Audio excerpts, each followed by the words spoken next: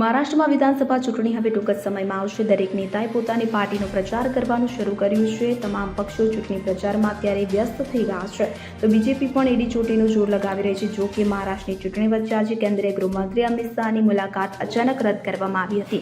અમિત શાહ દિલ્હી જવા રવાના થયા. જો વાત કરવામાં આવે તો મહારાષ્ટ્રની ચૂંટણી વચ્ચે સતત અલગ અલગ જિલ્લાઓની ગૃહમંત્રી અમિત શાહ રેલીઓ કરીને સંબોધિત કરવાના છે. જો કે આ જ ક્રમમાં રવિવારે પણ ચૂંટણીને લઈને 4 રેલીઓને સંબોધિત કરવાના હતા. અમિત શાહ નાગપુરમાં કાટોલ અને સાવનેર સહિત ગઢચિરોલી અને વર્ધા જિલ્લામાં 4 બેઠકોમાં ભાગ લેવાના હતા. જો કે અચાનક જ અમિત શાહ પ્રવાસ રદ કરીને દિલ્હી જવા રવાના થયા હતા. ભારતીય જનતા પાર્ટીના વિદર્ભ સંગઠન મંત્રી આ વાતની પુષ્ટિ કરી છે. તેમણે કહ્યું કે વહીવટી કામકાજના કારણે અમિત શાહે તેમનો પ્રવાસ રદ કરીને દિલ્હી ગયા છે. Bureau report CN24 news. હવે જુઓ દેશ દુનિયાની તમામ ખબરો તમારી આંગળીના ટેરવે.